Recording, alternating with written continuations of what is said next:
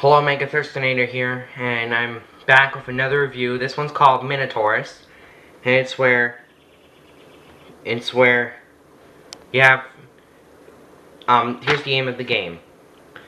If you play with two players, the first to get two of your three heroes to their colored area at the secret temple in the center of the board wins the game. But for 3 to 4 players, the first one to get one of your three heroes to their colored area at the secret temple in the center of the board wins the game. So, here the stuff here. These are the heroes and their starting point and their starting block. The gray stuff here is the walls. The green studs on the dark green kind, not the light green.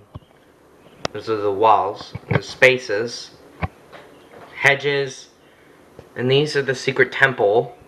Those 4 color corner secret temples are there, which are the colored areas, and that's the Minotaur.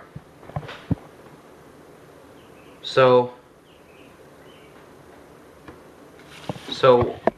how this is built here is you actually have to use you don't build with any instructions. You have to use a template, and it tells you what objects you have to use, like that, and it reflects off on the other side too. So let's get down to the game here. So the 3,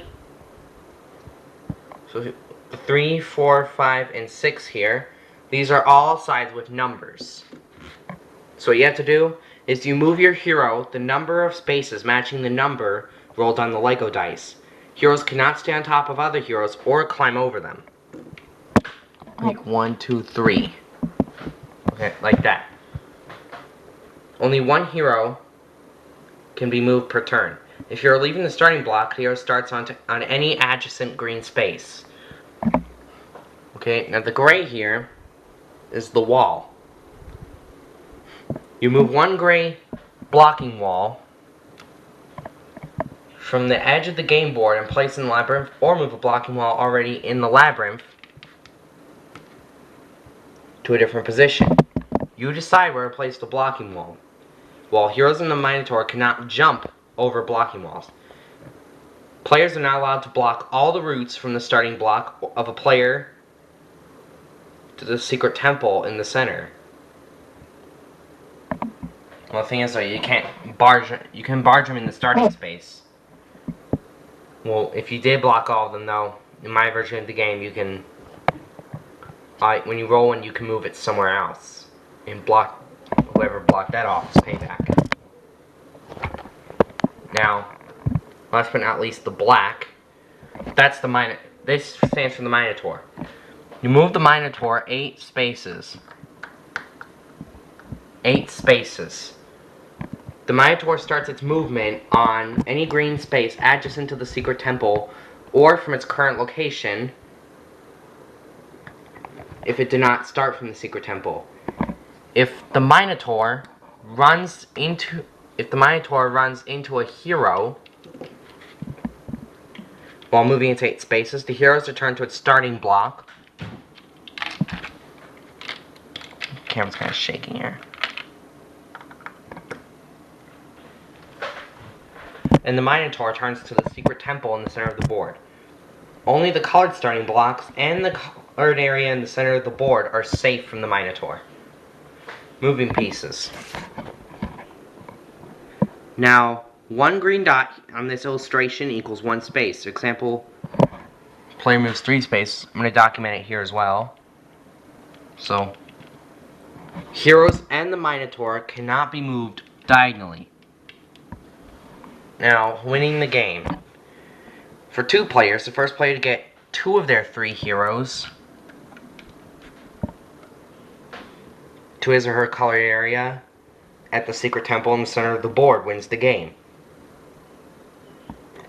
And for 3 to 4 players, the first player to get one of their 3 heroes to his or her colored area at the secret temple in the center of the board wins the game. Players do not need to roll the exact number of spaces remaining to land their hero on his or her colored area. As long as the hero lands in the colored area while moving, players are allowed to move through another player's coded area. Well, I never actually have followed that rule, but I'm just gonna... I never have allowed to just walk onto a space when I'm supposed to. But sometimes it's best that you just like redirect yourself to the spot that you're supposed to be at. Okay, now let's get down to the changes. First part, build different labyrinths. Now you know how to build the labyrinth their way, which is Lego. See what happens if you build it a different way. Number 2, harder game. Make it even harder to win. The first player to get all 3 of their heroes to the secret temple wins the game. Number 3 is hedge jumping.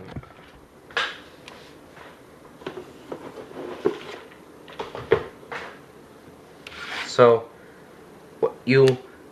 this enables heroes to jump over edges by replacing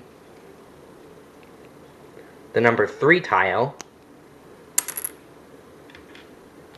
with a green tile on the Lego dice. Players now have 2 options when rolling green. You can move your hero 3 spaces to jump over a hedge. Hedges count as 1 space, and players cannot end their turns with the hero on top of a hedge. Players cannot jump walls when rolling green, or move your hero 3 spaces as you normally do when rolling a 3. Number 4, mighty minotaurus. Change how the minotaur moves. What if he's really powerful and it can move 1, 2, 3, 4, 5, 6, 7, 8, 9, 10, 11, 12. 12 spaces. Or maybe you can only move 5 spaces.